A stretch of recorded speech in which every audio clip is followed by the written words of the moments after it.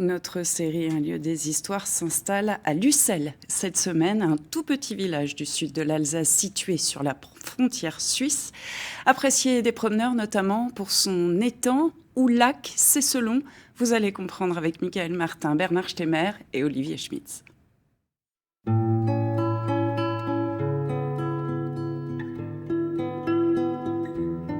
Cette semaine, dans Un lieu des histoires, on vous emmène à Lucelle, dans le Haut-Rhin. C'est la commune de tous les superlatifs. C'est d'abord le plus petit village d'Alsace, avec seulement 32 habitants. C'est aussi la commune la plus méridionale d'Alsace, la plus au sud, aux frontières avec la Suisse. Et puis, il y a le lac de Lucelle que l'on aperçoit juste en contrebas.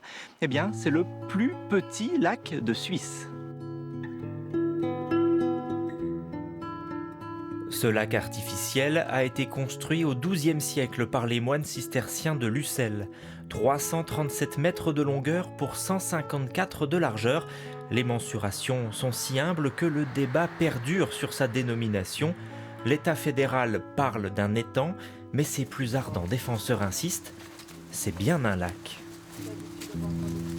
Nous, on s'en tient au Larousse.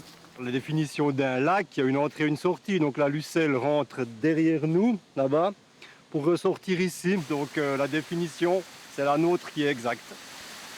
La rivière Lucelle arrive par le sud avant de quitter le lac, paisiblement, par le nord. Il arrive parfois qu'elle ait besoin d'un petit coup de pouce, et c'est Fabrice Kaufmann, le responsable de l'entretien, qui doit actionner cette vanne de 1939.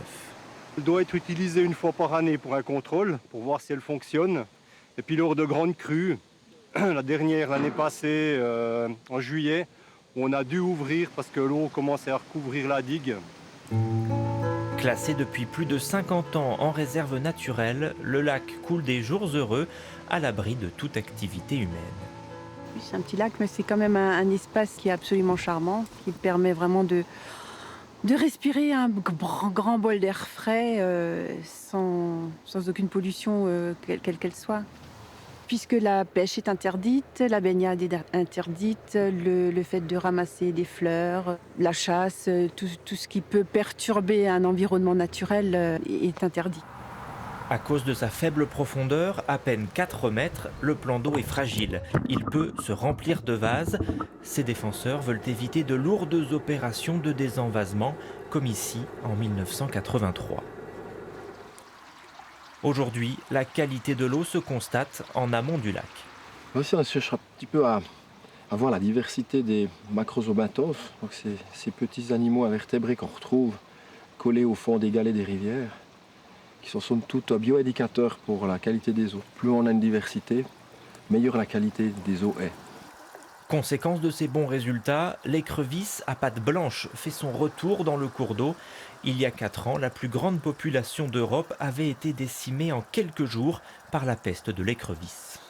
Et puis là, on a le retour depuis environ quelques mois qui est observé en aval du lac de Lucelle, ce qui est vraiment une très bonne nouvelle pour la biodiversité du milieu. Et c'est ainsi que se termine notre tour du lac de Lucelle. Demain, nous parlerons des frontières et des liens étroits entre Lucelle et la Suisse.